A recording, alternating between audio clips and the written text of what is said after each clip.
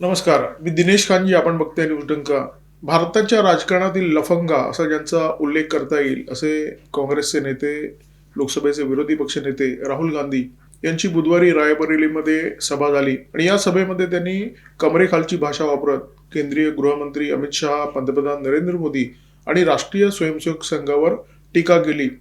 मोदी आणि अमित शहा यांचा उल्लेख त्यांनी गद्दार अशा प्रकारे केला.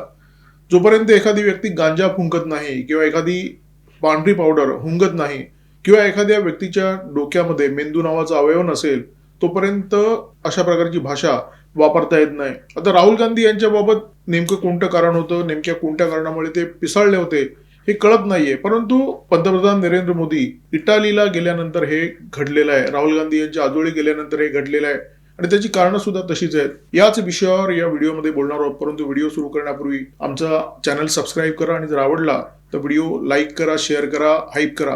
पंतप्रधान मोदी यांच्या 5 देशांच्या दौऱ्याचा समारोप इटालीमध्ये झाला. इटालीच्या पंतप्रधान जॉर्जिया मेलोनी यांची मोदींनी भेट घेतली.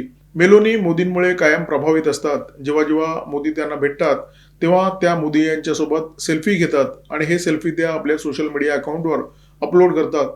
यंदाची भेट सुद्धा त्याला अपवाद नव्हती. काँग्रेसचे नेते इतके निराश आणि वैफल्यग्रस्त झालेले आहेत की त्यांनी या फोटोवर सुद्धा नको नको त्या शब्दामध्ये टीका केलेली आहे. मेलोडी या शब्दाची निर्मिती जॉर्जिया मेलोनी यांची आहे. मेलोनी आणि मोदी हे 2 शब्द जोडून त्यांनी मेलोडी हा शब्द बनवलेला आहे आणि या शब्दाची चर्चा सोशल मीडियाच्या प्लॅटफॉर्मवर तर जबरदस्त असते आणि त्यामुळे बहुधा पंतप्रधान नरेंद्र मोदी यांनी यंदाच्या भेटीमध्ये मेलोनी यांच्याआधी पार्ले कंपनीच्या मेलोडी चॉकलेटची भेट दिली. विले पार्लेत ही कंपनी आहे आणि या कंपनीची जी उत्पादनं आहेत ती जगप्रसिद्ध आहेत. पार्लेजी बिस्किट बद्दल आपल्याला माहिती असेल, जगात अनेक देशांमध्ये हे निर्यात होतं आणि अनेक देशांमध्ये पसंत सुद्धा केलं जातं. खरं तर काँग्रेसच्या नेत्यांनी नरेंद्र मोदी यांचं कौतुक केलं पाहिजे होतं की त्यांनी एका भारतीय कंपनीचं उत्पादन विदेशामध्ये जाऊन त्याचं प्रमोशन केलं. दुसऱ्याचं कौतुक करण्या इतका मोठेपणा ना राहुल गांधी यांच्यामध्ये शिल्लक आहे ना काँग्रेसच्या प्रवक्त्यांमध्ये. ही प्रवक्ते मंडळी कायम राहुल गांधी यांच्या पावलावर पाऊल टाकून चालत असतात. त्यांच्यासारखं कमरेखालचं अश्लाघ्य आणि घाणेरडं बोलत असतात.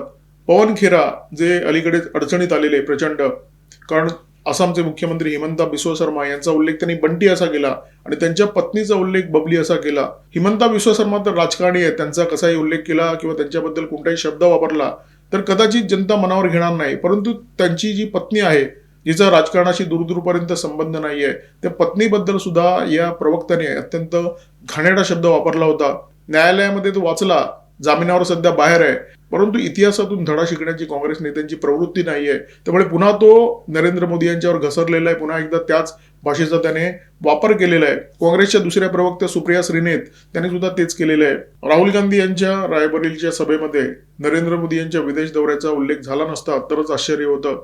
या सभेमध्ये राहुल गांधी यांनी नरेंद्र मोदी यांच्यावर नेहमीप्रमाणे अत्यंत विखारी टीका केली. ते असं म्हणाले की नरेंद्र मोदी जनतेला सांगतात की सोनं विकत घेऊ नका, विदेश दौऱ्यावर जाऊ नका.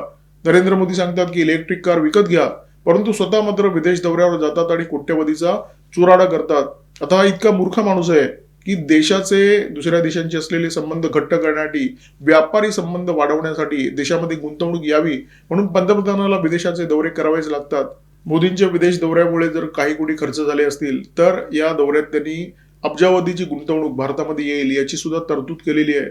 5 देशांची तसे करार सुद्धा केलेले आहेत. एकट्या UAE भारतामध्ये $5 अब्ज गुंतवणार अशा प्रकारची घोषणा केलेली आहे. प्रत्येक देशाने तशा प्रकारची घोषणा केलेली आहे. या रायबरेलीच्या सभेमध्ये राहुल गांधी यांनी काही भाकितं सुद्धा केली. पेट्रोलचे दर आता वाढणार आहेत, डिझेलचे दर वाढणार आहेत, गॅसचे दर सुद्धा वाढणार आहेत. आता हे भाकीत करायला एखाद्या राजकीय पंडिताची किंवा ज्योतिषाची गरज नाहीये. जगामध्ये क्रूड तेलाची काय परिस्थिती आहे ते सगळ्यांना ठाऊक आहे. क्रूड तेलचा दर जो काही महिन्यापूर्वी फक्त $70 प्रति बॅरलच्या आसपास होता, तो आता $100 पार गेलेला आहे. त्यामुळे कधी ना कधीतरी सरकारला पेट्रोल, डिझेल आणि गॅसची दरवाढ करावी लागणार आहे. हे सर्वसामान्य जनतेला सुद्धा कळतं. परंतु सर्वसामान्य जनतेला जितकी समज आहे तितकी अक्कल सुद्धा राहुल गांधी यांना नाहीये. सरकारच्या नावाने ते अशा परिस्थितीमध्ये ठणाणं करतायत जेव्हा सगळ्या जगाला आग लागलेली आहे. सगळ्या जगाचं जे अर्थकारण आहे ते इराण युद्धामुळे संकटात आलेलं आहे. राहुल गांधी यांच्या तोंडी देशाबद्दल कधीही चांगलं नसतं. देशाबद्दल ते कायम वाईट बोलत असतात. अशा प्रकारचे बोलत असतात जे नकारात्मक आहे, जे वाईट आहे, जे विखारी आहे. राहुल गांधी काही महिन्यापूर्वी असं म्हणाले होते की इंडिया इज डेड इकॉनॉमी. परमेश्वराच्या कृपेने तसं काही घडलं नाहीये. भारताचं अर्थकारण आजही मजबूत आहे. रायबरेलीमध्ये पुन्हा एकदा त्यांनी गरळ ओकली. ते असं म्हणाले परिस्थिती अशी आहे की शेतकऱ्यांना खतं मिळणार नाहीत, तुम्हा आम्हाला गॅस मिळणार नाही आणि देशाचं अर्थकारण कोसळणार आहे. अदानी अंबानी यांना याचा फटका बसणार नाही, याचा फटका बसेल शेतकऱ्याला, गरीबाला, तरुणाला, मजुराला. ही सगळी विधानं त्या काँग्रेस पक्षाच्या नेत्याची आहेत, ज्यांनी युपीए सरकारच्या काळामध्ये घोटाळ्यांच्या शिवाय दुसरं काहीच केलेलं नाहीये. दर दिवशी एका नव्या घोटाळ्याची चर्चा. 2004 ते 2014 फक्त घोटाळे आणि घोटाळे. आणि यांचा फ्लॅगशिप प्रोजेक्ट कोणता होता? मनरेगा. मनरेगा म्हणजे काय?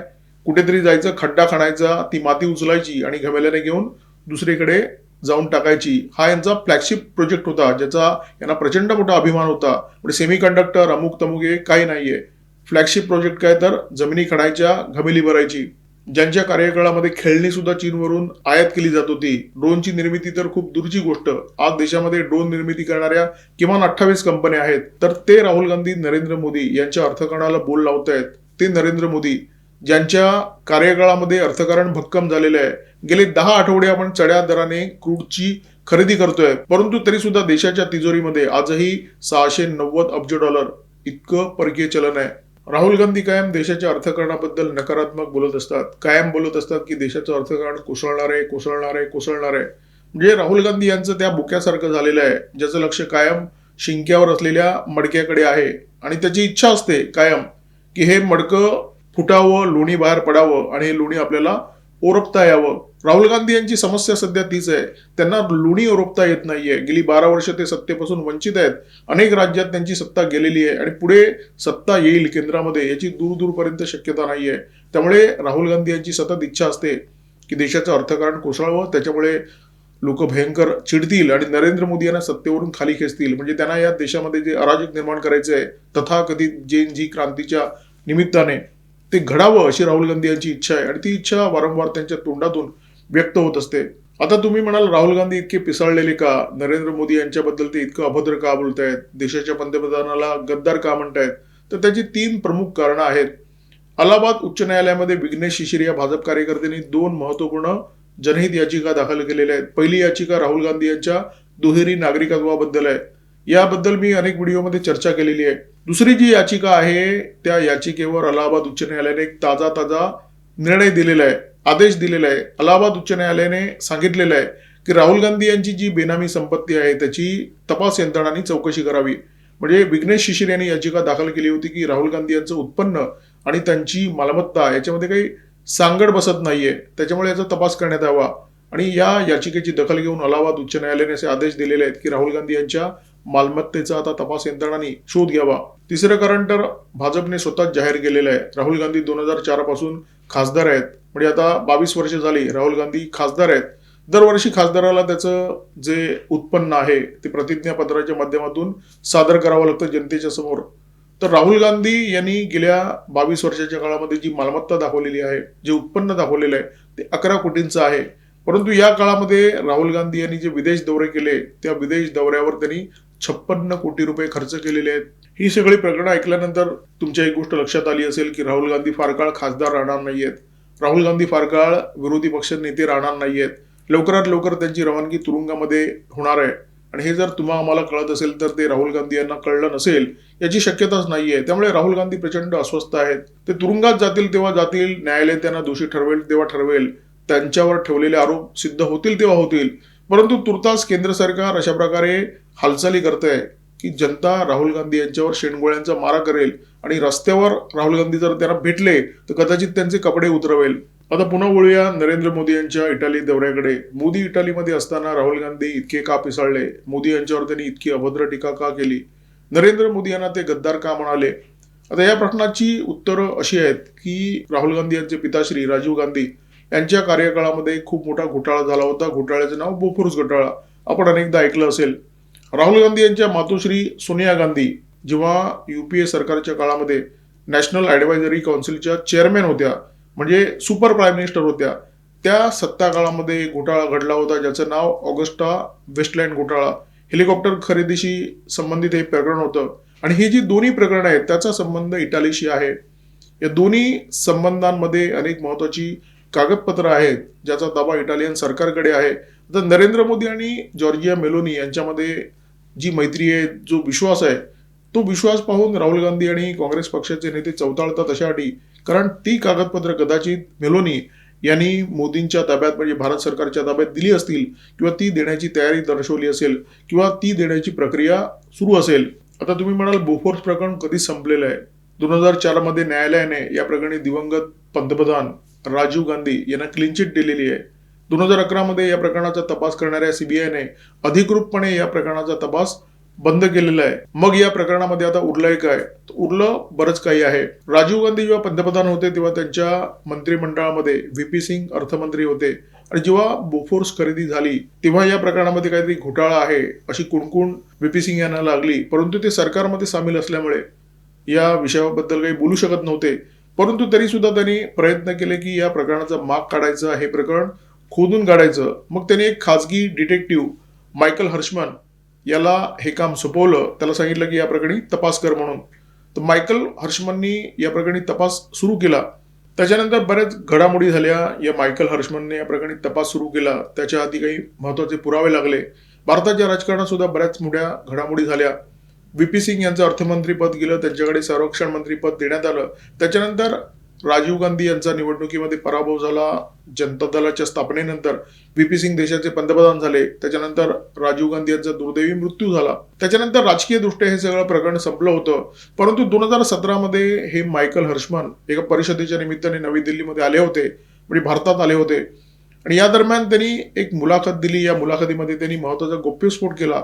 ते असं म्हणाले की केंद्र सरकारने बोफोर्स प्रकरणाचा जो तपास होता तो भरकटवला होता. या प्रकरणी माझ्याकडे काही सज्जड पुरावे आहेत आणि मी या प्रकरणी सीबीआयला सहकार्य करायला तयार आहे. आता हर्षमन यांनी फुलटॉस दिल्यानंतर मोदी आणि शहा त्याच्यावर शिक्सर मारणार नाही असं होऊ शकत नाही. हर्षमन यांच्या गौप्यस्फोटानंतर केंद्र सरकारने तात्काळ अमेरिकेला एक विनंतीपत्र धाडलं आणि या विनंतीपत्रामध्ये मागणी केली की या प्रकरणाच्या संदर्भात हर्षमन यांच्याकडे जी कागदपत्रे आहेत त्याची आम्हाला तपासणी करायची आहे आणि काही साक्षी सुद्धा घ्यायच्या आहेत. हर्षमन हे अमेरिकी नागरिक असल्यामुळे भारत सरकारने अमेरिकेला तशी विनंती केलेली आहे. ऑट्टोविओ कोट्रोची हा बोफोर्स प्रकरणातला मुख्य दलाल. तो इटालियन होता. सोनिया गांधी यांच्याशी त्याचे अत्यंत घनिष्ठ संबंध होते.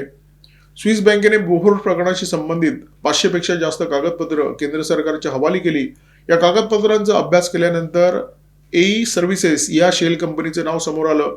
बोफोर्सच्या सौद्यानंतर दलालीची 3% रक्कम या शेल कंपनीच्या खात्यामध्ये डिपॉझिट करण्यात आली होती. जेव्हा या कंपनीचा माग काढण्यात आला तेव्हा या कंपनीचा कुठेतरी कोट्रोचीशी संबंध आहे ही बाब उघड झाली. केंद्र सरकारच्या तपास यंत्रणा जेव्हा एखाद्या प्रकरणाचा तपास करत असतात तेव्हा त्या पैशाचा माग काढत असतात. जेव्हा एई सर्व्हिसेस या शेल कंपनीबद्दल कळलं त्याच्यानंतर तपासाची चक्र अत्यंत वेगाने फिरली. कोट्रोची आणि त्याची पत्नी मारिया याच्या लंडन मधल्या बँकेचा एक तपशील तपास यंत्रणांना मिळाला आणि त्यांना माहिती मिळाली की या बँकेच्या खात्यामध्ये 30 लाख युरो आणि 10 लाख डॉलर एवढी रक्कम जमा आहे. ही रक्कम किती मोठी आहे याची आपण कल्पना करू शकता. या प्रकरणामध्ये अडकल्यानंतर कोत्रोची भारतामधून फरार झाला. तो आधी गेला मलेशियामध्ये, मलेशियातून तो इटालीमध्ये गेला, म्हणजे त्याच्या मायदेशी गेला. भारत सरकारने त्याच्या प्रत्यर्पणासाठी इटाली सरकारला विनंती केली होती, परंतु इटालियन कोर्टाने ही विनंती फेटाळून लावली आणि त्यांनी असं म्हटलं की भारत सरकारकडे पुरेसे पुरावे नाहीयेत. तर तेव्हा काँग्रेसचं सरकार होतं त्यामुळे पुरावे देण्याचा प्रश्नच नव्हता. बोफोर्सचे तत्कालीन व्यवस्थापकीय संचालक मार्टिन अर्दबो यांची एक खासगी डायरी आहे. ती इटालियन तपास यंत्रणांच्या हाती लागली आणि या डायरीमध्ये Q आणि R अशी आद्याक्षरं नोंदवण्यात आलेली आहेत आणि असा अंदाज लावला जातो Q म्हणजे कोत्रोची आणि R म्हणजे Rajiv Gandhi. The Augusta Westland VIP helicopter खरेदी प्रकरणामध्ये सुद्धा असंच झालेलं आहे. इटालियन न्यायालयाने स्पष्ट सांगितलेलं आहे की या प्रकरणामध्ये कोणीही कोणालाही लाच दिल्याचे पुरावे नाहीयेत. आता पुरावे मिळतील कसे? सत्ता होती काँग्रेसची, त्यांनी जर पुरावे दिले नाहीत तर पुरावे न्यायालयाच्या समोर येण्याचा प्रश्नच नव्हता. या प्रकरणामध्ये 2 मुख्य दलाल होते, गिडो राल्फ हास्के आणि ख्रिश्चन मिशेल. यांच्या ज्या डायऱ्या इटालियन तपास यंत्रणांच्या हाती लागल्या त्या डायऱ्यांमध्ये 3 कोटी युरो नोकरशहा वायुदलाचे अधिकारी आणि राजकीय नेत्यांना कशा प्रकारे वाटले त्याचा संपूर्ण तपशील आहे. या डायऱ्या इटालियन सरकारकडे आहेत. इटालियन सरकारकडे अनेक जबरदस्त पुरावे आहेत.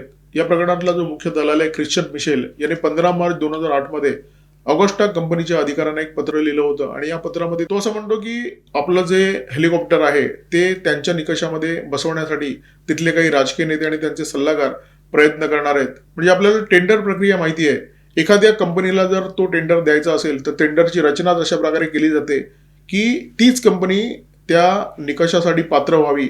तर तसंच काहीसं आपण करणार आहोत असं या ख्रिश्चन मिशेलने ऑगस्टा कंपनीच्या अधिकाऱ्यांना कळवलं होतं.